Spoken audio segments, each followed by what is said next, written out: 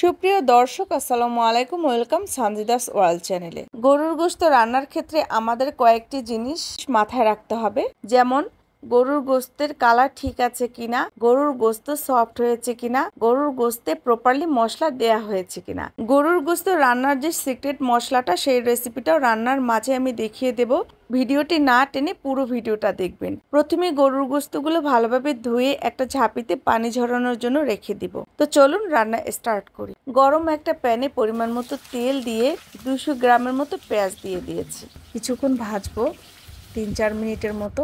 যখন দেখবেন এভাবে একটু বাদামি বাদামি কালার চলে এসেছে, তখন কয়েকটা শুকনো মরিচ দিয়ে দেব। এখানে আমি 1 কেজি গরুর মাংসের জন্য 1 টেবিল চামচ আদা বাটা, 1.5 টেবিল চামচ রসুন বাটা, 1 টেবিল চামচ হলুদ গুঁড়া, 1 টেবিল চামচ মরিচ গুঁড়া দিয়েছি। সামান্য পানি দিয়ে মশলাটাকে প্রায় 5 থেকে 6 মিনিটের মতো কষিয়ে নেব। চুলার আঁচটা মিডিয়াম টু লো হিটে থাকবে। মশলাটা কষাতে থাকি আর অন্য চুলায় আমি দিয়ে দেব একটা কড়াই গরম হয়ে আসলে দারচিনির টুকরা দিয়ে দিচ্ছি, এলাচ, লবঙ্গ, গোলমরিচ, জয়ত্রী, কয়েকটা তেজপাতা। এই মশলাগুলো একদম মিডিয়াম টু লো হিটে ভাজতে হবে। তেজপাতাগুলো এভাবে ছোট ছোট করে কেটে দিলে মুচমুচে হবে। এরপরে ধনিয়াগুলো দিয়ে আমি আরও 1.5-2 মিনিটের মতো একটু টেলে নিব। একদম মৃদু আঁচে রাখতে হবে।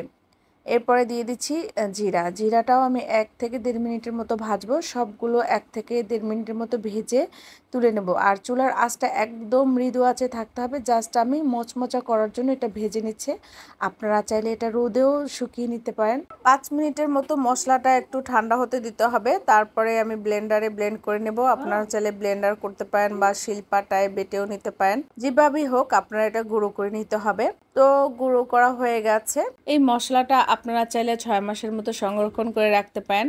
এগুলো আমি বেশি করে তৈরি করে তারপরে বয়মে ভরে রেখে দিই। এয়ারটাইট বয়মে রাখতে হবে যেন ফ্লেভারটা বের না হয়। তো মশলাটা আমি কষাতে দিয়েছিলাম, মশলাটা কষানো হয়ে গেছে। এ পর্যায়ে আমি দিয়ে দেবো 1 টেবিল চামচ আমার সেই সিক্রেট মশলা। তো আমি কিন্তু মশলাটা কষানোর সময় খেয়াল করেছেন ধনিয়া গুঁড়া কিংবা জিরা গুঁড়াটা দেইনি। তো যে মশলাটা আমি তৈরি করেছি সেখান থেকে 1 টেবিল চামচ দিয়েছি।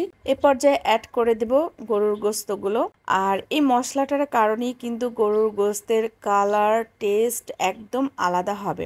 আপনারা এভাবেই মশলাটা তৈরি করে গোশতটা রান্না করার চেষ্টা করবেন, তাহলে আমার মতো আপনাদের রান্নাটাও পারফেক্ট হবে। গোশত কষানোর সময় এক্সট্রা কোনো পানি দেব না, যতটুকু পানি বের হয়। আর যদি একান্তই পানি বের না হয় তবে সামান্য পরিমাণে পানি দিতে পারেন। এরপর ঢেকে দেব আর ফিরে আসবো প্রায় 20 মিনিট পরে।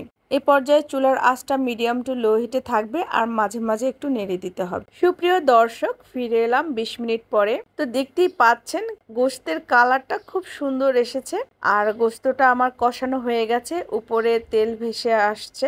এই তেলটা কিন্তু পুরো আমি যে তেলটা দিয়েছি সেটা না, এটা কিছুটা গোশতের যে চবড়ি থাকে সেই চবড়ির তেল। তো ভয় পাওয়ার কিছু নেই। এ পর্যায়ে লবণ টেস্ট করে পরিমাণ মতো লবণ দিয়ে দেব। কয়েকটা আস্ত রসুন দিয়ে দিচ্ছি। এ পর্যায়ে আমি কয়েকটি আস্ত রসুন দিয়ে দিলাম। আর রসুন খাওয়া আমাদের শরীরের জন্য খুবই ভালো, তো আপনারা চাইলে এটা স্কিপও করতে পারেন। সুপ্রিয় দর্শক, যারা আমার চ্যানেলটি এখনো সাবস্ক্রাইব করেননি প্লিজ সাবস্ক্রাইব করে নেবেন। এই পর্যায়ে অ্যাড করব গরম পানি। নতুন যারা রাঁধুনি তাদের আমি আরেকটা টিপস দিয়ে দিচ্ছি, গোশত রান্নার ক্ষেত্রে অবশ্যই গরম পানি অ্যাড করবেন। চুলার আঁচটা এ পর্যায়ে হাই হিটে রাখবেন।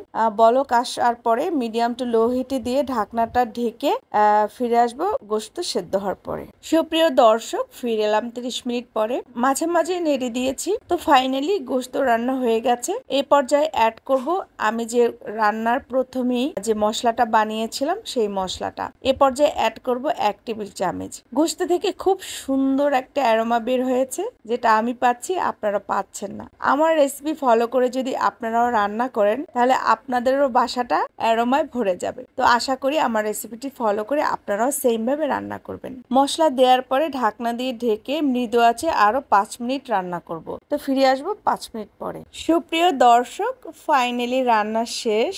মাশাআল্লাহ, খুব সুন্দর কালার এসেছে, ফ্লেভারটাও দারুণ ছিল। আশা করি আমার রেসিপিটা আপনাদের ভালো লেগেছে। যদি ভালো লেগে থাকে ফ্রেন্ডস অ্যান্ড ফ্যামিলিদের সাথে শেয়ার করবেন।